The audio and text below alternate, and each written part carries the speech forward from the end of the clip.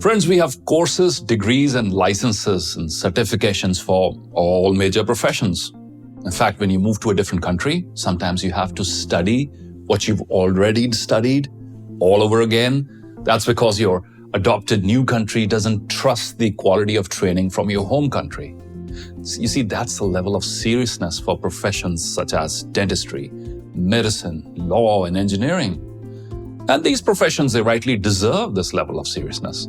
I mean, think about this. Dodgy engineers and doctors, they can do a lot of damage. But there's another profession that is given very little attention.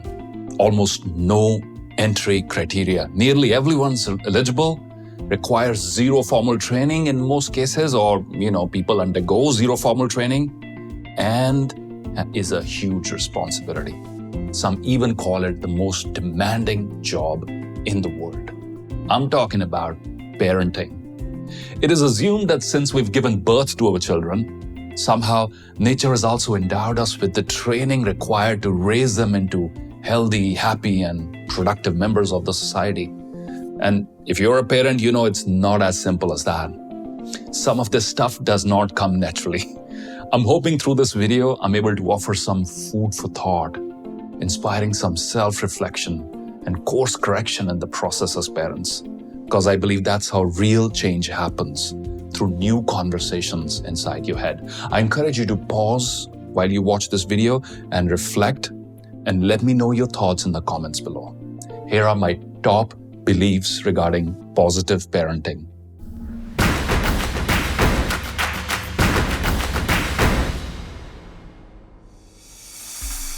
Number 1, inner work. Positive parenting requires deep inner work, not on the child. Contrary to popular wisdom, it's not the child who has to be corrected. It's you, the parent, who has to do the inner work. It's you who will leave a powerful imprint on the child. It's you they look up to. It's you they want to copy, and therefore it's you, the parent, who needs to strive to become a better role model despite all your imperfections. You see, my friends, your vibrations, your attitude, your actions, and your choices, all of these will leave a far deeper and stronger impact on your child than anything else, than the school and the teachers, everything else combined. No, that's all that. Put all that on one side and put your impact on the other side, and you're going to leave a much more powerful impact. And therefore, one of your top priorities should be inner healing, so that you don't end up passing on the hurts, the disappointments, the limiting beliefs, and the unresolved anger to your children. Here's my message. Look after your emotional well-being. Heal yourself. Do the inner work. This, I believe, all of this, looking after your emotional well-being, your emotional health, inner healing, inner work, this should be the entry criteria for all parents. And perhaps these are also the best gifts you could ever give your children.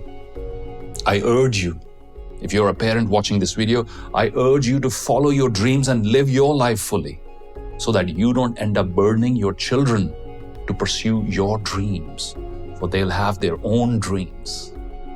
Carl Jung once said, "Nothing affects the life of a child so much as the unlived lives of the parents."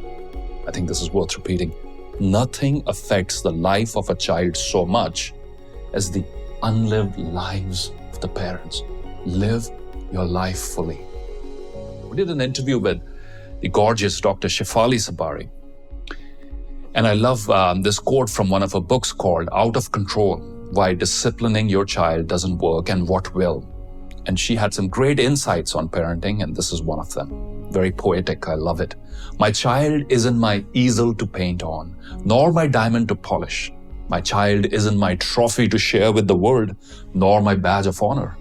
My child isn't an idea, an expectation or fantasy, nor my reflection or legacy. My child isn't my puppet or a project, nor my striving or desire.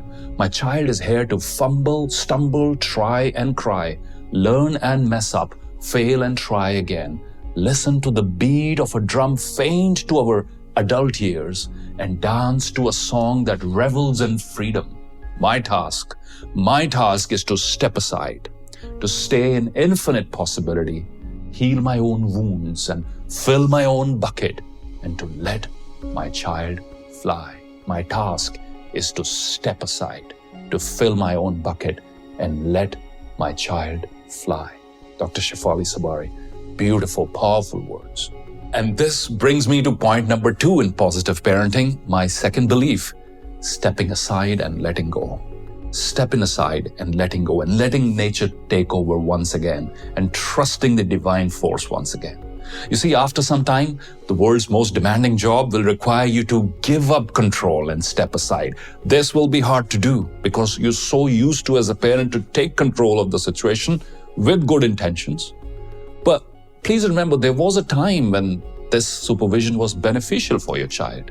It was required, it was necessary.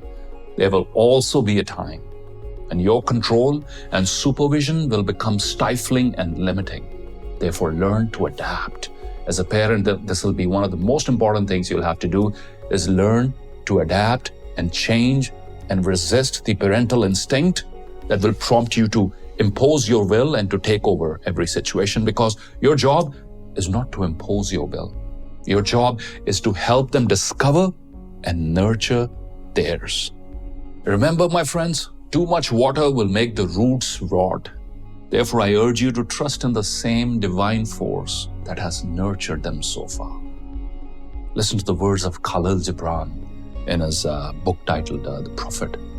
Your children are not your children.